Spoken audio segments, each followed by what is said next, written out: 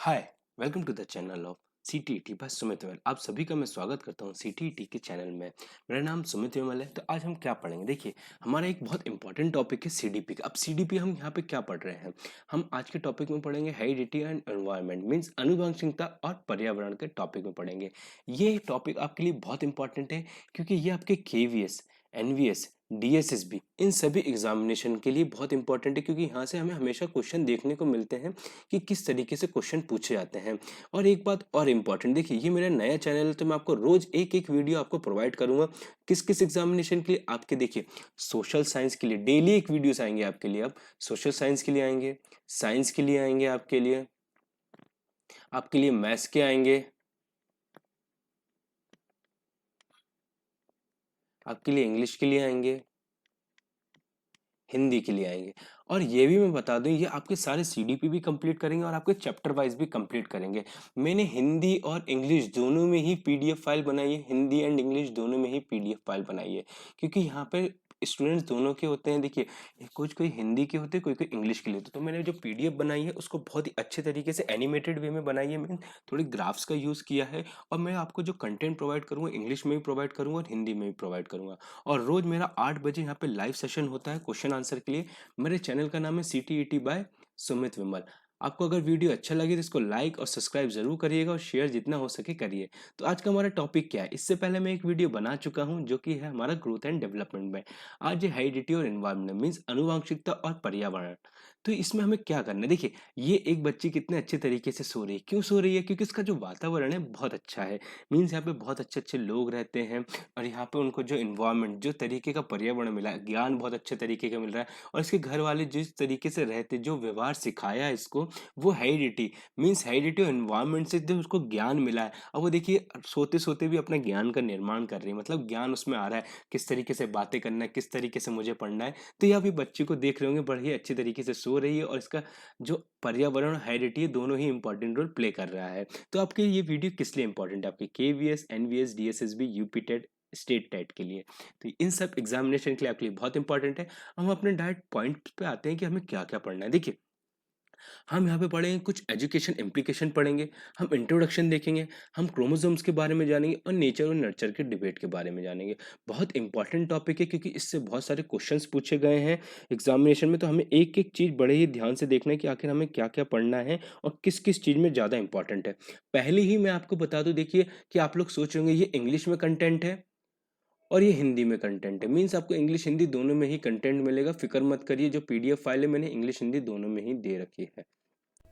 आपको मेरे Telegram channel पे ये पीडीएफ फाइल मिल जाएगी, तो फिक्र मत करिए। अब हम अपना वीडियो शुरू करते हैं। तो आखिर हेरिडिटी एनवायरनमेंट क्या होता है, देखिए हेरिडिटी क्या होती है, आपकी फिक्स होती है। मीन्स यहाँ पे आप देख रहे हैं कि हेरिडिटी क्या होती है, फिक्स होती है। देखिए मैंने यहाँ पे इंग्लिश में लिखा और इसी चीज़ को मैंने यहाँ हिंदी में लिखा, इसको मैंने इंग्लिश में यहाँ लिखा और इसी चीज़ को मैंने हिंदी में यहाँ लिखा। इसी तरीके से मैं आपको एक एक पॉइंट बताऊंगा। मीन्स इसका यहाँ पर है और इसका यहाँ पर है। अब ये मैंने बिगनिंग टू एंड क्यों लिखा, ये मैं सबसे पहले आपको पॉइंट बता देता हूँ। मीन्स हेरिडिटी आपकी शुरू से लेके, जो एनवायरनमेंट आपका शुरू से लेके आखिरी तक चलता है। जो आपका एनवायरनमेंट है शुरू से लेके एनवायरनमेंट, यहाँ मैं पर्यावरण की बात कर रहा हूँ, ध्यान से सुनिएगा। जो आपका एनवायरनमेंट है, जो आपका पर्यावरण है, मीन्स मैंने क्या बोला, जो आपका पर्यावरण है वो कहाँ तक चलता है, आपका शुरू से लेके आखिरी तक चलता है। लेकिन जो हेरिडिटी है वो कुछ समय के तक ही चलती, फिर रुक जाती। जिस जिस वे में मैंने लिखा है कि जो आप अपने पेरेंट्स से, आप अपने पेरेंट्स से जीन्स लेके आते हैं, मीन्स हेरिडिटी, जिस तरीके से आप बॉर्न होते हैं तो वो क्या फिक्स्ड होती है, उसको आप बदलते नहीं है। आप बदल सकते हैं उसको, आप बिल्कुल भी नहीं बदल सकते हैं। लेकिन एनवायरनमेंट क्या होता है, वो चेंज हो जाता है। किस तरीके से आखिरकार आपको एनवायरनमेंट को अडेप्ट करना है, किस तरीके से आप उसको अडेप्ट करेंगे।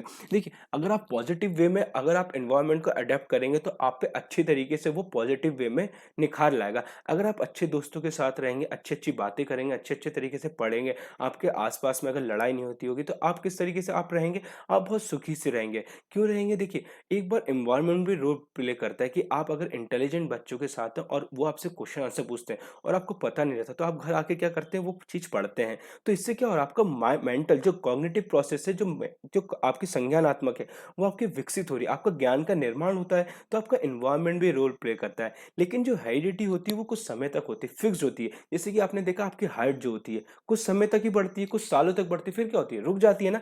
लेकिन जो एनवायरनमेंट है, जो पर्यावरण है, वो जिंदगी भर चलता रहता है, वो आप कभी भी चेंज कर सकते हैं। लेकिन जो हेरिडिटी होती है, इसलिए मैंने यहाँ लिखा कि हेरिडिटी क्या होती है, फिक्स होती है। लेकिन ये क्या होता है, परिवर्तन होता है, एनवायरनमेंट हमारा परिवर्तन होता है। देखिए, बिगनिंग समझ लीजिए, जैसे कि जब इंसान की जब पैदा हुआ था, इंसान जब बॉर्न हुआ था, तब से लेकर आज तक एनवायरनमेंट हमेशा क्या चेंज होता ही रहा है, चेंज होता ही रहा। आपने देखा होगा कि आज कुछ जीव है, कल दूसरे जीव आएंगे, इस तरीके से उनमें चेंजेस आते रहते हैं ना, ऐसे ही इंसानों में भी चेंजेस आते हैं। तो इस तरीके से मैं बता, लेकिन क्या होता है कि जो हमारा हेरिडिटी होता है वो कुछ समय के लिए ही चलता है, फिर क्या हो जाता है, रुक जाता है। तो ये तरीके से मैंने आपको एकदम इंट्रोडक्शन बताया कि क्या होता है हेरिडिटी एंड एनवायरनमेंट। अब हम क्रोमोसोम्स पे चलते हैं कि आखिरकार क्रोमोसोम्स क्या होते हैं। देखिए, क्रोमोसोम्स क्या होते हैं, टोटल क्रोमोसोम्स होते हैं 46 क्रोमोसोम्स होते हैं। कितने होते हैं, 46 क्रोमोसोम्स होते हैं, ये मैंने लिखा है। अगर आपको क्वेश्चन में आए कि हाँ कितने क्रोमोसोम होते हैं, तो आपको 46 क्रोमोसोम बताना है। लेकिन अगर आपको जोड़ी पूछ लिया, पेयर पूछ ले, तो कितने आपको बताना है, 23 पेयर्स होते हैं। कितने होते हैं, 23 पेयर्स होते हैं। और ये आपके लिए बहुत इंपॉर्टेंट है, क्योंकि 23 पेयर्स क्रोमोसोम जो होते हैं, इसमें बच्चे जो होते हैं, स्टूडेंट जो होते हैं, कंफ्यूज हो जाते हैं कि आखिर 46 टिक करना है कि 23। अगर आपको टोटल क्रोमोसोम्स पूछे जाए तो 46 होते हैं और पेयर होते हैं 23। लेकिन जो 22 क्रोमोसोम्स होते हैं, वो मेल और फीमेल दोनों में पाए जाते हैं। किसमें, मेल और फीमेल दोनों में पाए जाते हैं। और जो 23rd क्रोमोसोम होता है, वही आपको क्या बताता है, यहाँ पे ये 23rd जो पेयर मैंने लिखा है, जो 23rd पेयर होता है, वो आपको जो 23rd जोड़ी होती है, मीन्स जोड़ी जो होती है, वो क्या बताती है, आखिर वो ये आपको बताती है कि क्या मेल है कि फीमेल है। वो सेक्स क्रोमोसोम्स होता है, मतलब वो बॉय होगा कि फीमेल होगा। यहाँ पर ये देखिए कि बॉय होगा कि फीमेल होगा, ये बताता है आपको 23rd जो क्रोमोसोम होता है, जो पेयर होता है, वो बताता है आपका। अब एक्स एक्स क्रोमोसोम्स किसका होता है, देखिए यहाँ पे बहुत इंपॉर्टेंट एक चीज है, जो एक्स वाई क्रोमोसोम होता है, वो किसका होता है, मेल का होता है। एक्स वाई क्रोमोसोम जो होता है, वो किसका होता है, पुरुष का होता है। और जो एक्स एक्स होता है, वो किसका होता है, फीमेल का होता है। एक्स एक्स किसका होता है, फीमेल का होता है। अगर एक्स वाई क्रोमोसोम होगा तो मेल चाइल्ड होगा, और एक्स एक्स क्रोमोसोम होगा तो वो फीमेल में होगा। अब हमें यहाँ पे दो चीज इंपॉर्टेंट रखनी, वो है ट्विंस के ऊपर। आखिरकार ट्विंस होते क्या, ट्विंस से एक आपने इंपॉर्टेंट चीज देखी होगी, मैंने यहाँ पे बताना भूल रहा हूँ मेरे ख्याल से, नहीं मैंने बताया है आपको, स्लाइड में ही बताया है कि ट्विंस आखिरकार होते क्या हैं। देखिए, ट्विंस दो तरीके के होते हैं, एक क्या होते हैं, फेटर्नल होते हैं, और क्या होते हैं, एक आइडेंटिकल होते हैं। ये मैंने आपको यहाँ पे भी समझाया है। अगर आपको ऐसा लग रहा है कि मैंने नहीं बताया है, तो ये रहा आपको, ये यहाँ पे आइडेंटिकल और फैटर्नल है। और ये हिंदी में मैंने यहाँ पे लिखा हुआ है कि ये रहा आपका जुड़वा बच्चों का अध्ययन। ये मैंने आपको इसलिए जुड़वा बच्चों का अध्ययन में एक एक चीज मैंने आपको लिख के बताई है कि आपको कोई भी प्रॉब्लम ना है। मैंने समझाने का मतलब क्या है, देखिए पावर पॉइंट क्या होता है, जो आपको इंपॉर्टेंट पॉइंट है वो समझाना है। तो आखिर आइडेंटिकल और फैटर्नल क्या होते हैं, देखिए दो बच्चों की स्टोरी हम ले लेते हैं। आइडेंटिकल, सबसे पहले तो आपने एक जुड़वा मूवी देखी होगी, जिसमें सलमान खान सर क्या करते हैं, एकदम सेम तरीके के दिखते हैं। उनके जो हाव भाव रहते हैं, जो काम करते हैं, जो कपड़े पहनते हैं, मीन्स आइडेंटिकल क्या होते हैं, एकदम सेम होते हैं। उनकी बुद्धि क्या होती है, एकदम सेम तरीके से काम करती है। आइडेंटिकल मतलब एकदम सेम होते हैं। अब यहाँ पर जो आइडेंटिकल होते हैं, वो एकदम सेम तरीके से काम करेंगे, इनमें कुछ भी अलग नहीं था। एक तरीके से काम करते हैं, एक तरीके से सोचते हैं, एक तरीके से कपड़े पहनते हैं, सब कुछ एक तरीके से काम करते हैं लोग। लेकिन वहीं अब इंग्लिश में आपको मैं बता दूं कि इंग्लिश और हिंदी में ऑटोजोम्स जो होता है, उसको ऑटोजोम ही बोलते हैं, ऑटोनॉम ही बोलते हैं, उसको कुछ अलग नहीं बोलते हैं। अब जो आइडेंटिकल होते हैं, वो क्या होते हैं, एकदम सेम होते हैं, वो बिल्कुल भी अलग नहीं होते हैं। लेकिन फैटर्नल क्या होते हैं, कभी कभार अलग हो जाते हैं। मीन्स अगर सेम भी हो, समझ लीजिए जुड़वा हैं, लेकिन वो अलग अलग तरीके से काम करते हैं, उनकी एक जैसी पहचान नहीं होती। कोई बहुत इंटेलिजेंट रह सकता है, बहुत कोई वीक रह सकता है, उनका पहनावा भी अलग रह सकता है। लेकिन जो आइडेंटिकल होते हैं, वो बिल्कुल जुड़वा, डिट्टो कह सकते हैं आप, बोलते हैं ना डिट्टो। आपने एक मूवी देखी होगी यमला पगला दीवाना, जिसमें वो वर्ड जो बच्चे तो बोलते हैं डिट्टो, डिट्टो मीन्स कॉपी। जो कॉपी रहते हैं, बिल्कुल एक जैसे हर चीजें करते हैं। तो आइडेंटिकल मीन्स क्या होता है, फेटर्नल मीन्स क्या होता है, आइडेंटिकल मीन्स होता है डिट्टो, मीन्स जुड़वा होता है। इनमें कोई भी अलग चीज नहीं होती, बिल्कुल सेम होते हैं हर चीज काम में। लेकिन फैटर्नल क्या होता है, सेम तरीके से दिख भी सकते हैं और नहीं भी दिख सकते हैं। अगर दिखेंगे तो इनमें कुछ ना कुछ क्या चेंजेस है, अलग अलग तरीके से इनमें चेंजेस रहते हैं, एक जैसे नहीं रहते हैं ये। इनमें कुछ ना कुछ काम ये अलग ही करते रहते हैं। लेकिन जो आइडेंटिकल होते हैं, वो सेम तरीके से काम करते हैं। अब मैं आपको एक स्टोरी बताना चाहूंगा, एनवायरमेंट में आखिर क्या काम करता है। देखिए, दो बच्चे हैं, बिल्कुल एक सेम जैसे हैं। अगर एक बच्चा क्या हुआ, एक अच्छे इन्वायरमेंट में पढ़ा और एक बच्चा कहाँ पे पढ़ा, एक गांव के एरिया में पढ़ा। मीन्स अगर उसको चोर कहीं पर ले गए, कुछ चोरों के पास चला गया, तो इसका प्रभाव क्या पड़ेगा। देखो इन्वायरमेंट में जो बच्चा अच्छे से रहेगा, जैसे कि जो बच्चा इन्वायरमेंट में अच्छे से रहेगा वो क्या करेगा, बहुत अच्छे तरीके से पढ़ेगा, जो अपने माँ बाप के पास रहेगा कहीं पे एक अच्छे इन्वायरमेंट में। लेकिन वही बच्चा अगर जंगल चले जाए और वो बच्चा क्या छोटे से ही का जंगल में रहने लगे, तो वो क्या अच्छे तरीके से डेवलप कर सकेगा, अपनी माइंड अच्छे तरीके से डेवलप नहीं कर सकेगा। वो कौन कौन सी भाषा सीखेगा, जो एनिमल्स की भाषा होती है उनकी भाषा सीखेगा। मीन्स इन्वायरमेंट का भी यहाँ बहुत इंपॉर्टेंट रोल रखता है। मीन्स मेरा कहने का क्या मतलब है, जो इन्वायरमेंट है उसका आखिर क्या रोल हो रहा है। देखिए इन्वायरमेंट का यहाँ ये रोल हो रहा है, जो हमारा पर्यावरण है, मैं हिंदी में भी लिखूंगा क्योंकि बहुत इंपॉर्टेंट है इंग्लिश और हिंदी स्टूडेंट दोनों के लिए। जो पर्यावरण है ये यहाँ पे ये बता रहा है कि आप तो जन्म हो गए, आप जन्म हो गए, लेकिन जो इन्वायरमेंट है वो अब रोल इम्पैक्ट प्ले करेगा ना। कैसे इम्पैक्ट प्ले करेगा, अगर आप अपने माँ बाप एक अच्छे इन्वायरमेंट में रह रहे हैं, वहीं एक बच्चा अगर जंगल में रहा शुरू से जानवरों के बीच में, मीन्स एनिमल्स के बीच में, तो उसमें लैंग्वेज डेवलप हो पाएगी, उसका माइंड डेवलप हो पाएगा, नहीं हो पाएगा। तो यहाँ पे इन्वायरमेंट का भी बहुत इंपॉर्टेंट रोल प्ले करता है कि आखिर इन्वायरमेंट आपका कैसा है, तो उस तरीके से आप विकसित भी होंगे, आपका विकास होगा। हम अपने बहुत इंपॉर्टेंट टॉपिक पे चल रहे हैं, नेचर और नर्चर के, क्योंकि इससे बहुत सारे क्वेश्चन पूछे आते हैं, आखिर नेचर और नर्चर क्या होता है, क्या होता है आखिरकार नेचर और नर्चर। देखिए इस पे एक बहुत बड़ी डिबेट होती है, नेचर क्या होता है और नर्चर क्या होता है। जो नेचर होता है वो आपका हेरिडिटी से होता है, मीन्स आपकी अनुवांशिकता। अगर स्पेलिंग में थोड़ा सा लिखने में प्रॉब्लम हो रही होगी तो मुझे बताइएगा।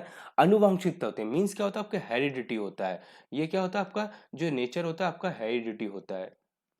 लेकिन वही नर्चर क्या होता है, आपका इन्वायरमेंट होता है। इन्वायरमेंट होता है, क्या होता है आपका इन्वायरमेंट होता है, मीन्स आपका पर्यावरण होता है। अब नेचर जो होता है आपका पूरा किस पे डिपेंड होता है, आपके हेरिडिटी पे होता है। मीन्स आपने देखा होगा कि क्या है, इंसान हमेशा एक जैसे ही चलता है, यूनिफॉर्म पैटर्न है। क्या है, इंसान पहले एक चलेगा, दौड़ेगा, इस तरीके से पूरी दुनिया में ये यूनिवर्सल अप्लाई है कि इंसान का विकसित जो होगा वो इस तरीके से ही होगा, विकास ऐसे ही होगा। मीन्स स्टेजेस बाय स्टेजेस होता है, प्रोसेस होती है, सिक्वेंशल होती है। क्या होती है, सिक्वेंशल होती है। क्या होती है, सिक्वेंशनल होती है और प्रोग्रेसिव होती है। अब मैं इंग्लिश में ही बता दें, सिक्वेशनल क्या होता है, ये क्या होता है, एक स्टेज बाय स्टेज चलता है। मींस पहले एक होगा, फिर दूसरा होगा। मीन्स अचानक ऐसा तो होता नहीं है कि क्या होता है कि आप रात को सोए और अचानक सुबह देखा कि आप 6 फुट के हो गए, आप रात को 5 फुट के हैं और अचानक सुबह उठ के देखा तो 6 फुट के। ऐसा नहीं होता, आप धीरे भाई धीरे ग्रो करेंगे। मतलब कैसे होगा, एक बार स्टेजेस में होता है, एक वे में होता है। जैसे कि आप अगर यहाँ से कहीं जाना हो तो आपको, कहीं आप यहाँ से जाते हैं, जैसे कि एक जगह से दूसरी जगह जाते हैं, तो क्या होता है आपको कहीं ट्रैफिक रूल्स दिखते हैं। मैं एक एग्जाम्पल बता रहा हूँ। तो एक प्रोसेस होती है कि आपको कहीं ना कहीं पहले रुकना पड़ता है, कोई ना कोई सिग्नल पे रुकना पड़ता है। जैसे आप गाड़ी भी चलाते हैं तो पहले आप चाबी लगाते हैं, चाबी लगाते हैं, तो इसी तरीके से क्या होता है, आपकी स्टेजेस चलती है, आपकी लाइफ चलती है। तो नेचर जो हेरिडिटी पे होता है और जो नर्चर क्या होता है, आपके एनवायरमेंट पे होता है। एनवायरमेंट क्या करता है, आपको बहुत इंपॉर्टेंट रोल प्ले करता है। ये आप इसको पूरी अच्छी तरीके से चेंज कर सकते हैं, लेकिन जो नेचर होता है इसको आप चेंज नहीं कर सकते हैं। आपकी हेरिडिटी होती है, कुछ समय बाद ये रुक जाती है, लेकिन नर्चर क्या होता है, आपका जिंदगी भर चलता है। देखिए मैंने एग्जाम्पल लिखा है, एक डॉग का एग्जाम्पल लिखा है। क्यों यहाँ पे डॉग का एग्जाम्पल लिखा है, देखिए आपने सुना होगा कि डॉग की जो पूंछ, जो कुत्ते की जो पूंछ होती है वो कभी सीधी नहीं हो सकती, वैसी हेरिडिटी को हम कभी सीधा नहीं कर सकते। मीन्स कैसे, हम इसको चेंज नहीं कर सकते, लेकिन प्रकृति को हम अपने अनुसार चेंज कर सकते हैं। किस तरीके से हम उसको अडेप्ट करें, ये इंपॉर्टेंट है।